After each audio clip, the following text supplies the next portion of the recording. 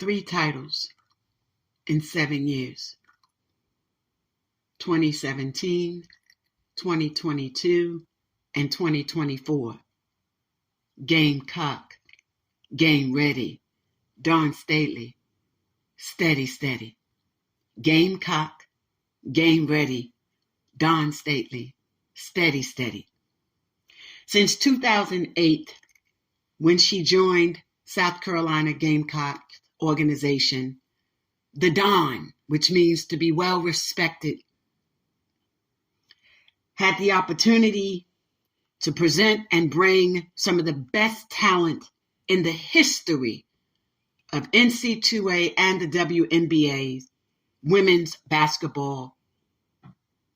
And they include, but are not limited to, Aja Wilson, Aaliyah Boston, and Kamilla Cardoso. 87 to 95? No. It was 87 to 75. That was the win that vanished in the wind. The history, as everyone understood it to be, the Caitlin Clark. There had been a battle of the minds, a battle of the grounds, and a battle for titles that had loomed over the NC2A for the last 4 years.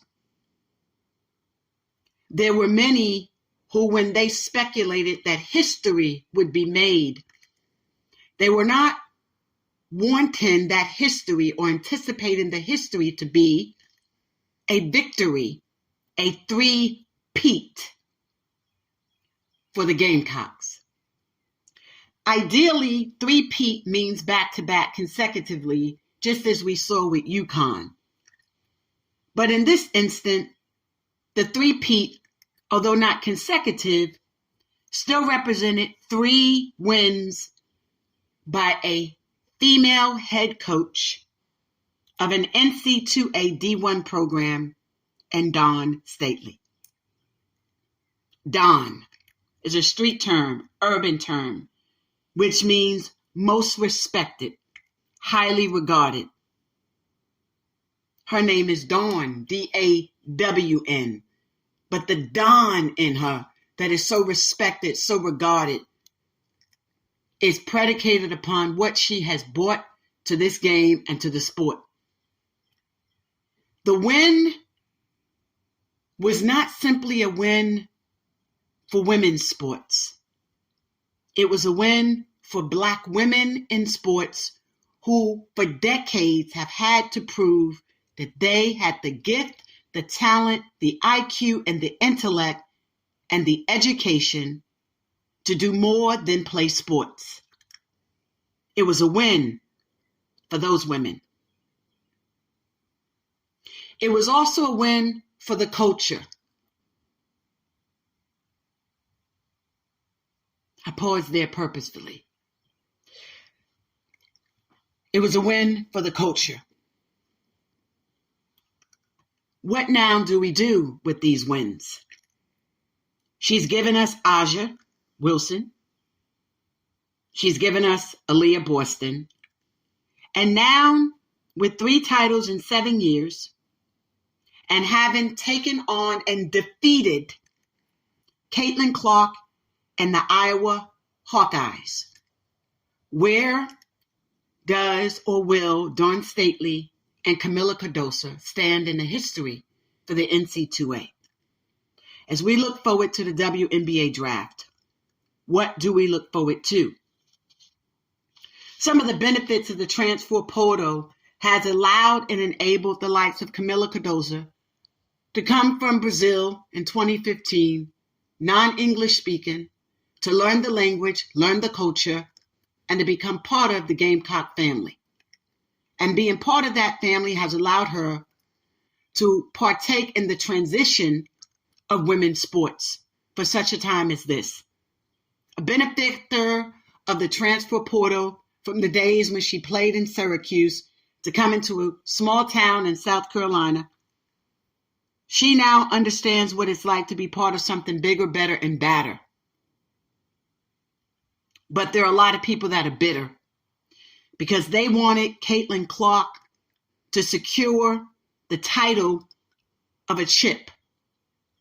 The likes of LSU's champion, Angel Reese, and many other women that came before her. There are many who believe that she deserved it. And maybe she does. And maybe she did.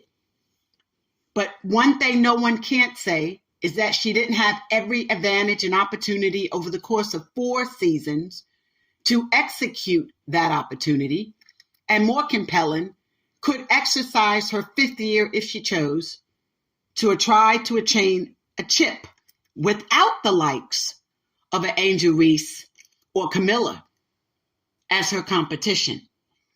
So there are many that speculate, why would she not take advantage of that to afford her an opportunity to have a chip?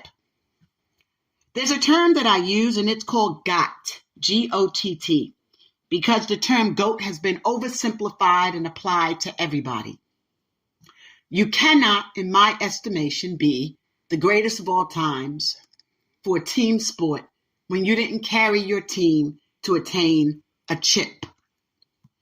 And while you have many with the NC2A, even CNN, who would like to compare her successes to the likes of a Tiger Woods, a Venus, and a Michael Jordan, and suggest that Caitlin Clark will bring to the WNBA what Tiger brought to the PGA, Venus brought to tennis, and Michael Jordan brought to basketball, making it a global sport, and that she'll bring a swag and a style that AI brought to the WNBA. And I say the one thing that you all are missing from that element, with all due respect, Caitlin Clark is a white female. And every person that you've named so far are Black. And that is critically important to the advancement of this sport. She will not bring to the WNBA what Tiger brought to the PGA, Venus to tennis, Michael Jordan and or Allen Iverson brought respectively to the WNBA. She doesn't have that skill set to do that. She has the game, yes, but she is not going to have the same fan base in the WNBA that she had in NC2A. And there are other factors, and I said it previously. She's not Black. There it is. Is she a great scorer? Yes. But that in and of itself is not going to be enough to allow for her to bring to the WNBA, even as a first-round, first pick for Indiana Fever. She's not going to be that hot, if you will. They need an African-American, like the Tigers, the Venus, the MJs, and the AIs, that crosses over the fan base. She doesn't do that. There were 9.9 million viewers for the NC2A Final Fours and championship games, depending upon whether you're relying on Nielsen, ESPN, CNN, USA Today data. But we do know that that is far greater than the 728,000 that view the WNBA Finals. We know that someone like Angel Reese has 2.8 million followers. Caitlin does not. She has almost triple the number of Caitlin Clark. Why is all this critically important? Because Gamecock is game ready. That means who's waiting on her on the other side? Aja.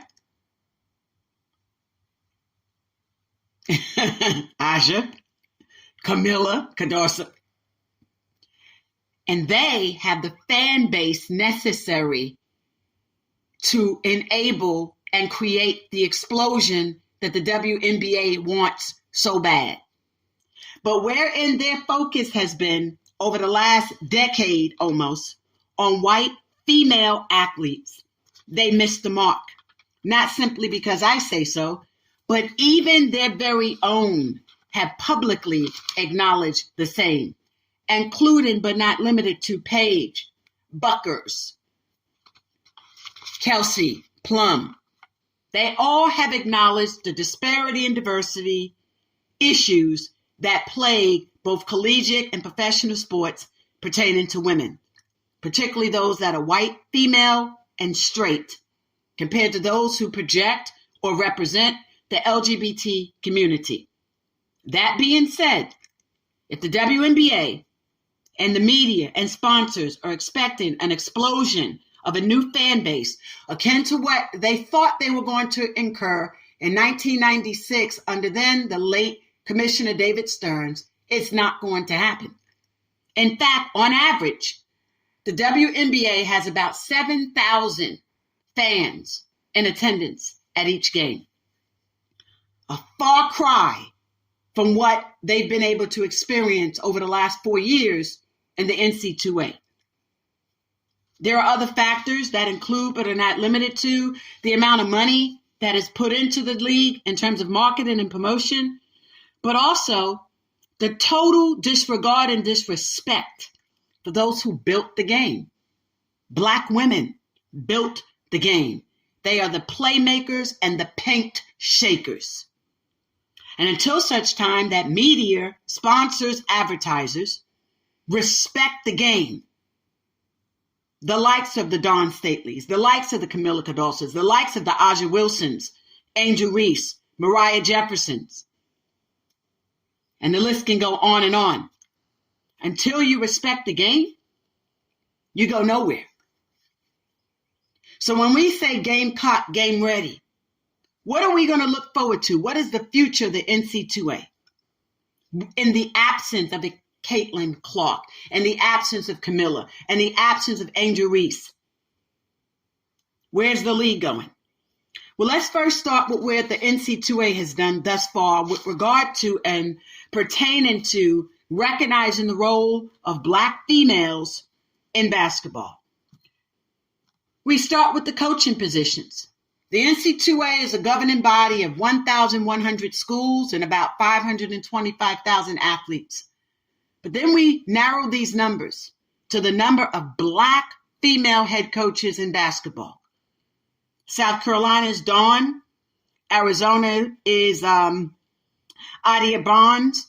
Tamika Reed is at Jackson State. Utah got Sharika Wright. Georgia has Joni Taylor. Howard has Ty Grace.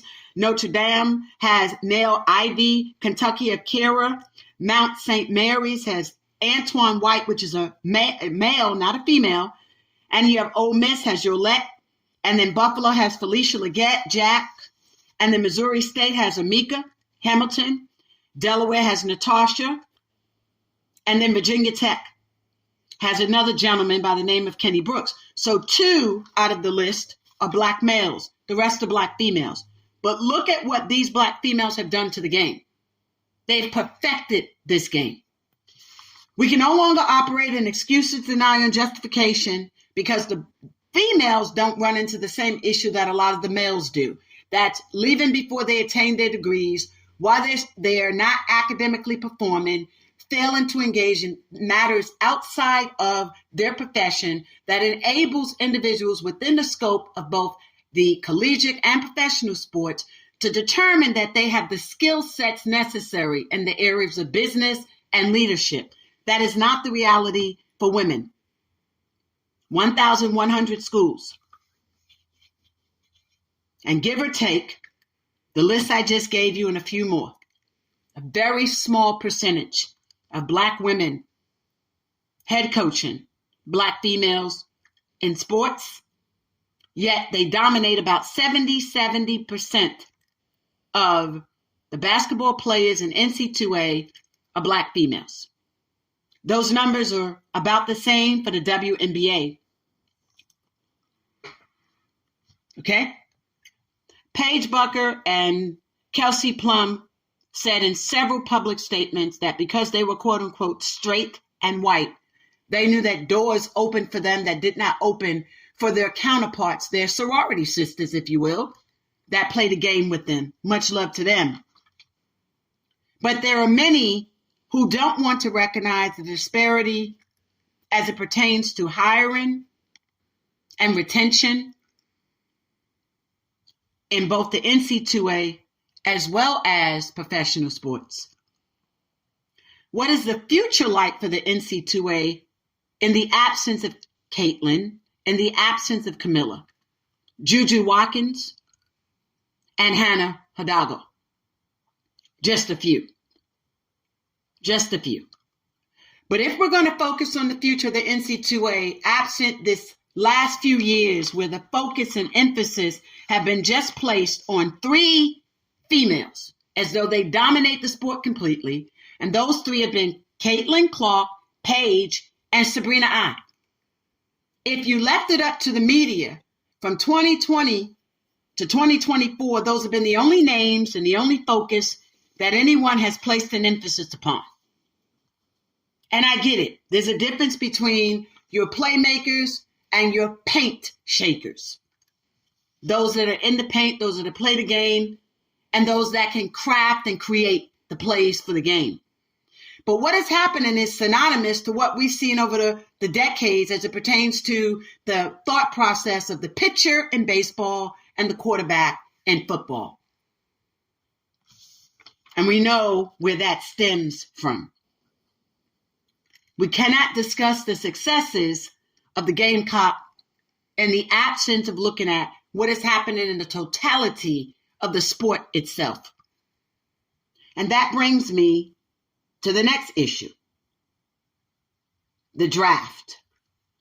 So when we look to the WNBA draft that will be held on April 15th at the Brooklyn Academy of Music in New York, the same names come to mind: Caitlin Clark, Kamilla Cardoso, Cameron Brink, and Angel Reese, to say the least. There are many that speculate that Clark is headed to Indiana Fever. Let me explain how this process works. There are 3 rounds, 12 picks per round. The first 4 picks come from a lottery.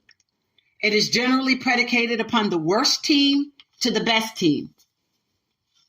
And in this order, for the first round this year, it will go as follows: the Indiana Fever, the LA Sparks, Chicago Sky, because they're going to pull from Phoenix, LA, they're going to pull Seattle's, Dallas Wings, then it's Washington, then Minnesota Lynx, then Chicago at number 8 will pull again because of Atlanta Dream and LA. Dallas will come back in at 9. Number 10 will be Connecticut Suns. The New York Liberty will be number 11, and then the Atlanta Dreams at number 12. Then it's round 2 and round 3. So ideally, it could look something like this. Caitlin Clark could be at Indiana. I would suggest, and I think they're going to probably pull it where they send Angel to Los Angeles, and that will work great for her, but I'm going to tell you why it should not. Chicago, ideally, would probably go to Kamilla. And then LA, they'll come back and maybe put Cameron Brinks there. But I don't think that's how they should do it. Now, Camilla's classmate is with Indiana. Why not Indiana let both of them run your court together and send Caitlin to LA or Chicago? I would love for Angel Reese to be number 1 first round. But in the fact that the Gamecocks secured the bag, if you will, they got that chip this year. Had Angel came out last year, it would be different. But the fact they came out this year, our 6'7" Gamecock, Kamilla Cardoso, should be first round, first pick. That's where that respect should go. But everybody's hyped on the fact that Caitlin is the number 1 scorer and the number 1 this and the number 1 that, but she did not secure the bag. She did not. She didn't secure the bag. And so wherein she did not secure the bag, she should not attain the benefit of going first round.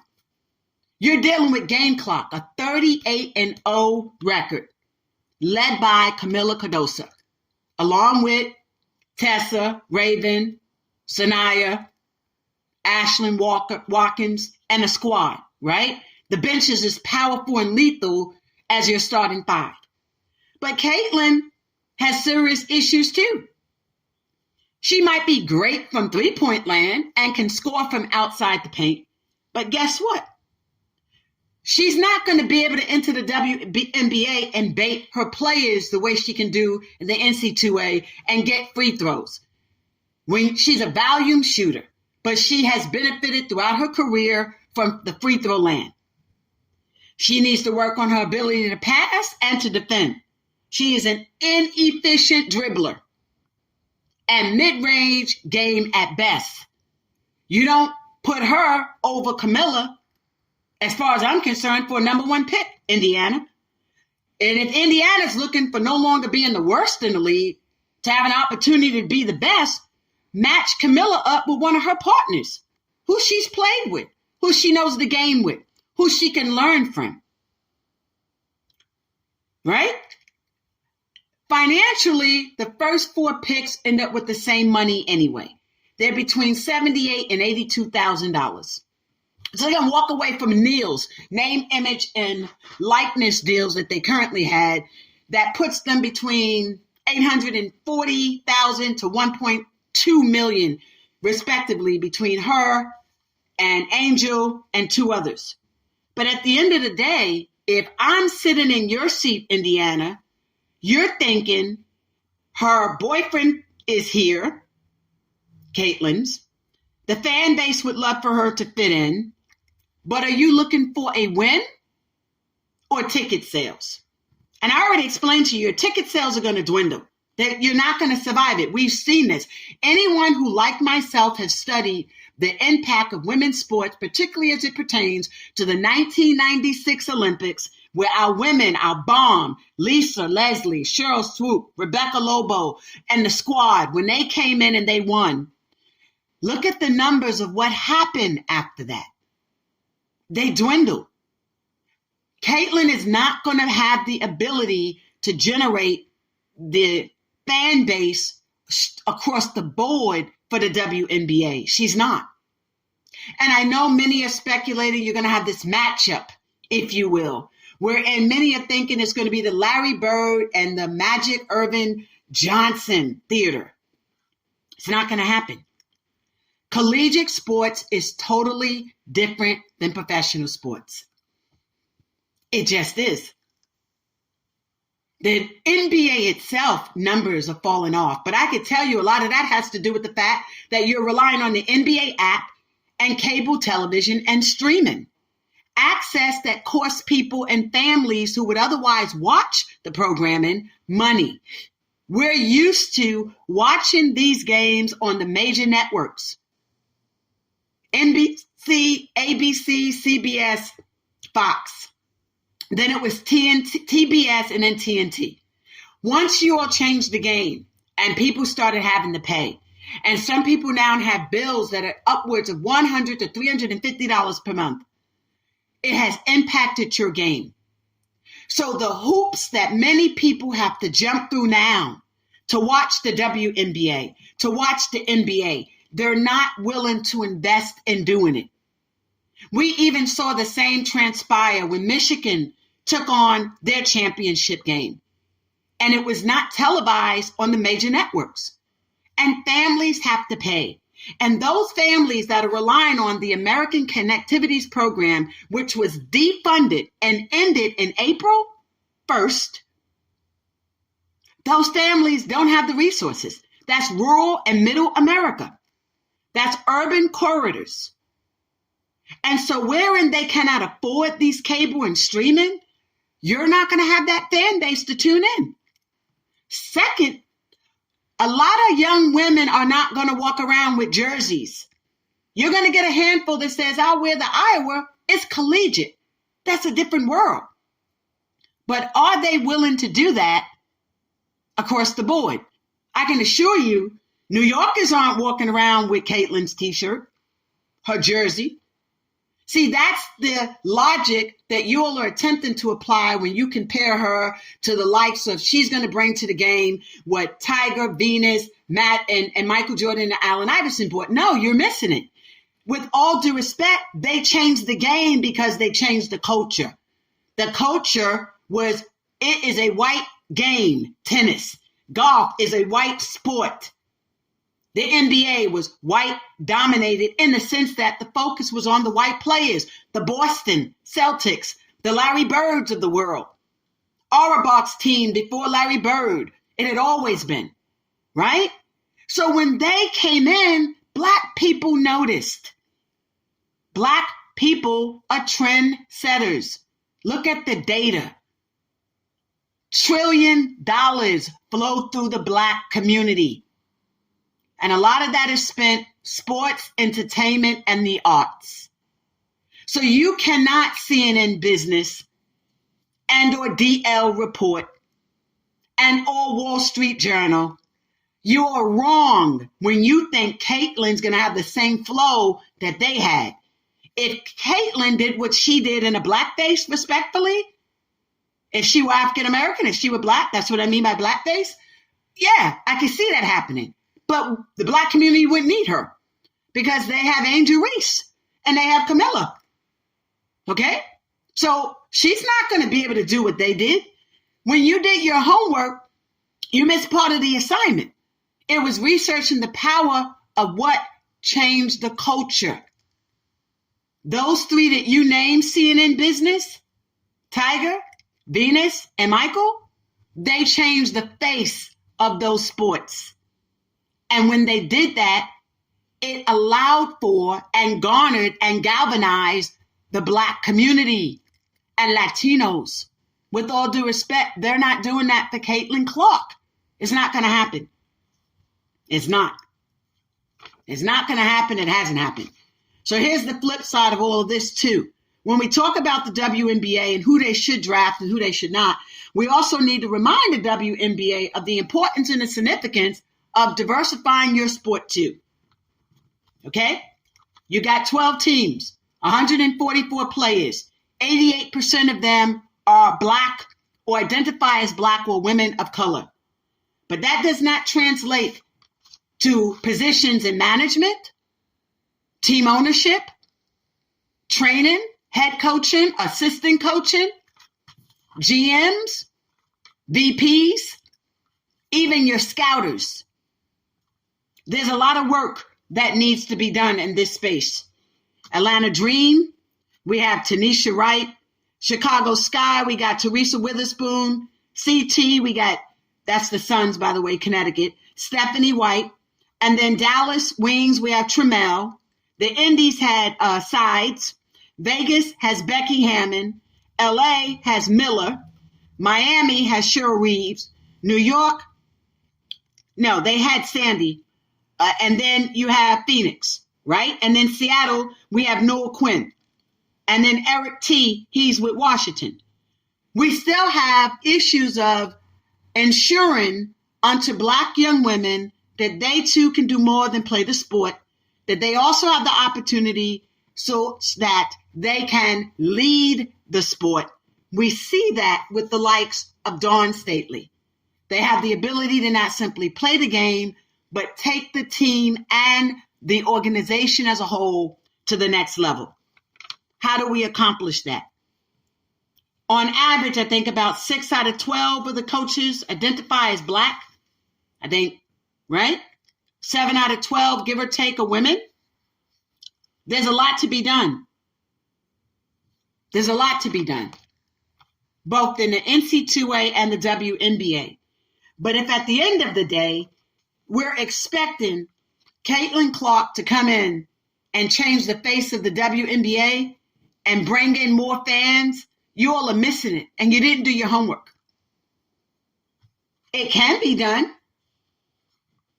It can, but it's not going to be done because of her. It's not. It's going to be done because of the likes of a Kamilla, Cardoso, Angel Reese.